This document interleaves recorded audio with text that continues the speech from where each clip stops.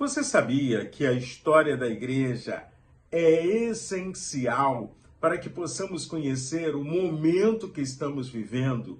Você sabia que é importante lermos a palavra de Deus abrindo mão do legalismo religioso que muitas vezes nos foi imposto na infância ou num passado bem próximo?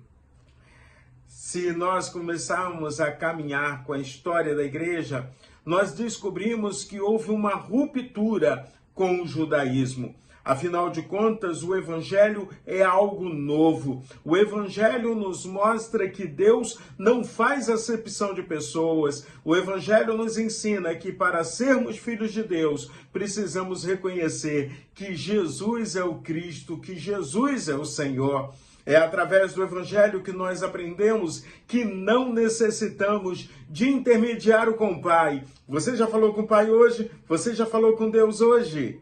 Então, quando a gente começa a vivenciar toda essa experiência, eu te convido a refletirmos um pouco no capítulo de número 20 de Atos dos Apóstolos.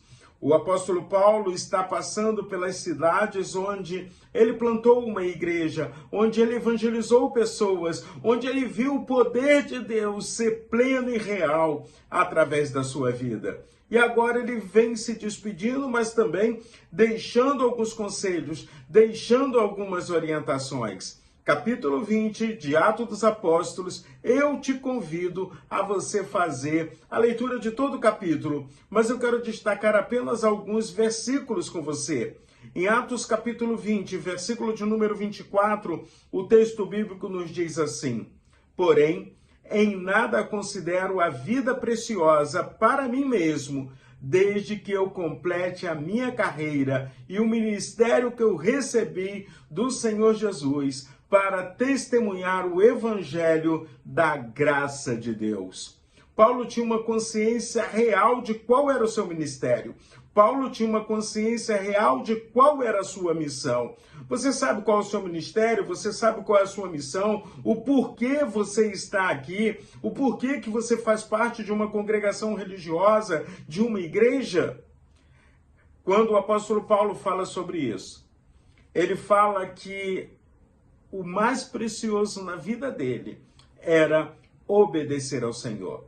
E nesse ato de obediência, ele perdeu amizades, afinal de contas, ele era de um modelo do judaísmo radical. Ele perdeu muitas vezes o contato com alguns familiares deles que não era cristão. Ele perdeu o status social, mas ele sabia que ele tinha algo muito maior, ou muito melhor do que tudo isso.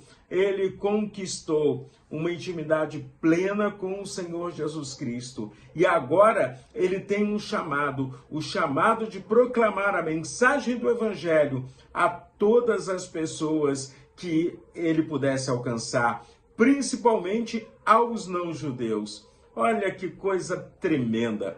Você, qual é o teu ministério? Você, qual é o teu chamado? Por que você está aqui? Ao mesmo tempo, Paulo então dá alguns conselhos à liderança das igrejas as quais ele organizou. No capítulo 20 ainda, no versículo 32 a 35, nós aprendemos com ele o seguinte: agora, pois, eu os entrego aos cuidados de Deus e à palavra da sua graça, que tem poder para edificá-los e dar herança entre todos os que são santificados. De ninguém cobicei prata, nem ouro, nem roupa. Vocês mesmo sabem que estas minhas mãos serviram para o que era necessário a mim e aos que estavam comigo. Em tudo tenho mostrado a vocês que, trabalhando assim, é preciso socorrer os necessitados e lembrar das palavras do próprio Senhor Jesus. Mas bem-aventurado é dar do que receber. Nessa porção, o apóstolo Paulo está fazendo uma prestação de contas.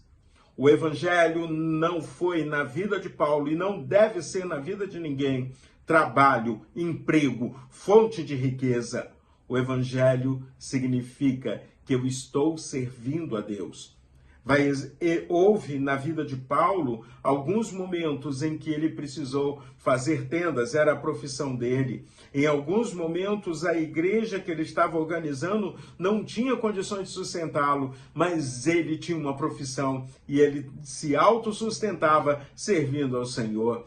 Quantos fazedores de tenda existem por aí, proclamando a mensagem do Evangelho, mas exercendo com as suas mãos as suas atividades e o seu trabalho. E mais bem-aventurado é dar do que receber.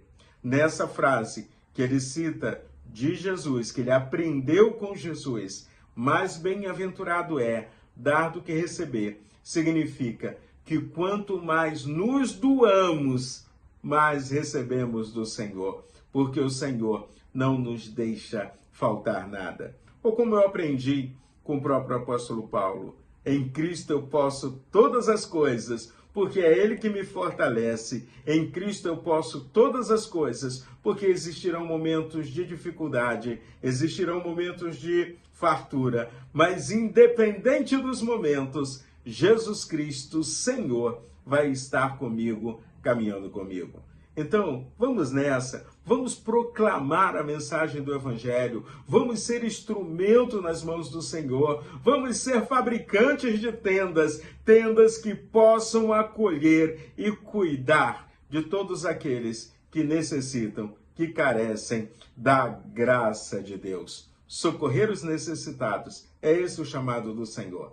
Que Deus abençoe de forma poderosa a sua vida em Cristo Jesus.